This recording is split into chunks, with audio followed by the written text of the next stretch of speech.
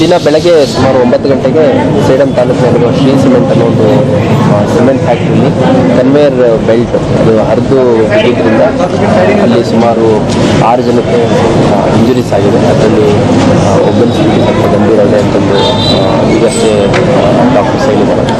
ಇದರಲ್ಲಿ 6 ಜನದಲ್ಲಿ ಒಬ್ಬ ಮನೋಜ್ ಅನ್ನುವಂಥವನು ರಾಜಸ್ಥಾನದಲ್ಲಿ ಅವನು ಔಟ್ ಆಫ್ ಇದ್ದಾರೆ. ಇನ್ನು 5 ಜನ ಏನಿದ್ದಾರೆ ದೇವೇಂದ್ರಪ್ಪ ಅನ್ನೋರು, ಇನ್ನೊಬ್ಬನ ಹೆಸರು ಕೂಡ ದೇವೇಂದ್ರಪ್ಪ ಕೂಡ ಇದೆ, ಲಕ್ಷ್ಮಣ್, ಮಲ್ಲಪ್ಪ ಮತ್ತು ರವಿಕುಮಾರ್. ಈಗ ಒಟ್ಟು ಅಲ್ಲೇ ಸೇಡಂ ತಾಲೂಕಿನ ಸುತ್ತಮುತ್ತಲ ಹಳ್ಳಿಗಳಾದ ಕೋಡ್ಲ ಹಾಗೂ ಇತರೆ ಗ್ರಾಮಗಳಿಗೆ ಸೇರಿದಂತರಾಗಿದ್ದಾರೆ. ಇವರೆಲ್ಲ ಅಲ್ಲಿ ಕೂಲಿ ಕಾರ್ಮಿಕರಾಗಿ ಕರ್ತವ್ಯ ನಿರ್ವಹಿಸ್ತಾ ಇದ್ದಾರೆ.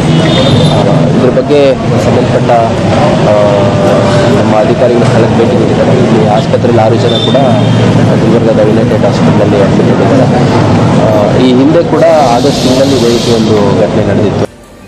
ಪೇಂಟ್ ಮಾಡೋರು ಎಲ್ಲೋ ಇದ್ರು ಎಲ್ಲ ಎಲ್ಲಿದ್ದವ್ರು ನೀವು? ನಾವು ಕೂಡ್ಲ ಅಲ್ಲ, ಬೇರೆದವರೆಲ್ಲ ಬೇರೆದವ್ರು ಬೇರೆ ಬೇರೆ ಒಟ್ಟು 9 ಜನರೇ ಬೇರೆದವ್ರು. ಹಾಂ, ಬೆಲ್ಟ್ ಗಿಲ್ಟ್ ಮೊದಲು ಹಾಕೋತಿದ್ರೆ ಏನು ಕಟ್ಟಿ ಸರ್? ಬೆಲ್ಟ್ ಅಲ್ರಿ, ಕಂಪನಿದಾಗ